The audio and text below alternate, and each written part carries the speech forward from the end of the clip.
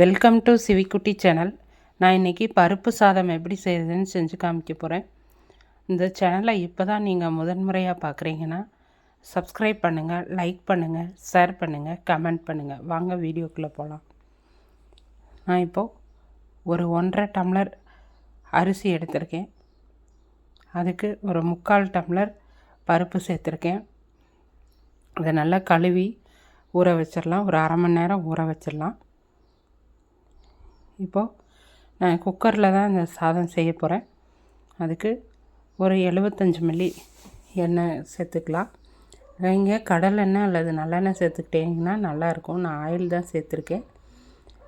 கடுகு போட்டுக்கலாம். கொஞ்சமாக சோம்பு சேர்த்துக்கலாம். நான் ஒரு வரமிளகாய் 4 வரமிளகாய் சேர்த்துருக்கேன். ஒரு கொத்து கருவேப்பிலை சேர்த்துருக்கேன். ஒரு 10-15 பல் பூண்டு உரித்து முழுசாக தான் சேர்த்துருக்கேன். இதை நல்லா வதக்கி விட்டுக்கலாம்.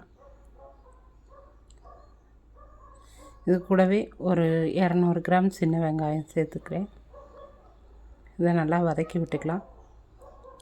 நல்லா வதங்கினதுக்கப்புறமா ஒரு தக்காளியை பொடியாக கட் பண்ணி சேர்த்துருக்கேன்.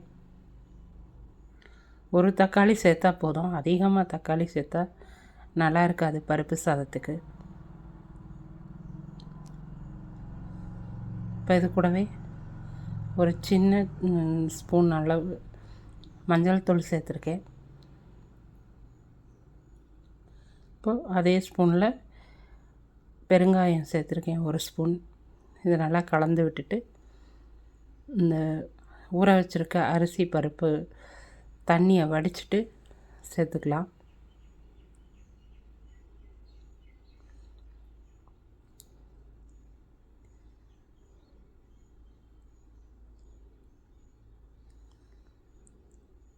இப்போது இந்த சாப்பாட்டுக்கு தேவையான அளவு உப்பு சேர்த்துக்கலாம்.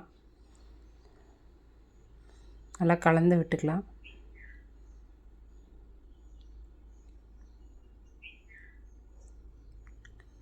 நான் இந்த சாதம் இந்த சாதத்துக்கு பருப்பு அரிசியும் பருப்பும் சேர்க்கறதுக்கு முன்னாடி 2 ஸ்பூன் குழம்பு மிளகாத்தூள் சேர்த்துருக்கேன். அதை வீடியோவில் எப்படியோ மிஸ் ஆயிடுச்சு. அதனால் இப்போ அரிசி கூட 5 டம்ளர் தண்ணி சேர்த்து நல்லா கலக்கி விட்டுக்கலாம். அது கூடவே கொஞ்சமாக கொத்தமல்லி இலை சேர்த்துக்கலாம். நான் ஒரு 2.25 டம்ளர் அரிசி போட்டிருக்கேன். அதுக்கு 5 டம்ளர் தண்ணி சேர்த்துருக்கேன். இப்போது நல்லா கொதித்து வந்துருச்சு. இப்போ இந்த டைமில் ஒரு 2 ஸ்பூன் நெய் சேர்த்துக்கலாம். நெய் சேர்த்து கிளறி விட்டு குக்கரை மூடி போட்டு மூடி வச்சுட்டு ஒரு 3 விசில் விட்டுக்கலாம். இப்போ 3 விசில் வந்துருச்சு. ஆவி அடங்கிருச்சு. இப்போ வந்துட்டு திறந்து பார்த்துடலாம்.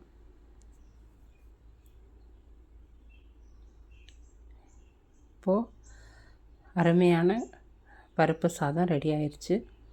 இந்த சாதம் நல்லா வெந்தும் வந்திருக்கு. அதே நேரம் உதிரி உதிரியாகவும் இருக்குது. நீங்களும் இந்த மாதிரி செஞ்சு பாருங்கள். ஒரு சிலர் தண்ணியை கொஞ்சம் அதிகமாக வச்சு பருப்பு சாதம் குழையவும் சாப்பிட்றாங்க. நாங்கள் இப்படி தான் உதிரி உதிரியாக செய்வோம். அதே மாதிரி செஞ்சு காமிச்சிருக்கேன். நீங்களும் இதே மாதிரி செஞ்சு பாருங்கள். இந்த பருப்பு சாதம் ரொம்ப நல்லா டேஸ்ட்டாக இருக்கும். இதுக்கு உருளைக்கிழங்கு பொரியல் அல்லது கத்திரிக்காய் தொக்கு இல்லாட்டி வெறும் ஊறுகாய் கூட வச்சு சாப்பிட்லாம். ரொம்ப நல்லா டேஸ்ட்டாக இருக்கும். ஒரு சிலர் தேங்காய் சட்னி கூட வச்சு சாப்பிடுவாங்க. நீங்கள் உங்கள் வழக்கம் எப்படியோ அந்த மாதிரி செஞ்சு சாப்பிடுங்க. நன்றி.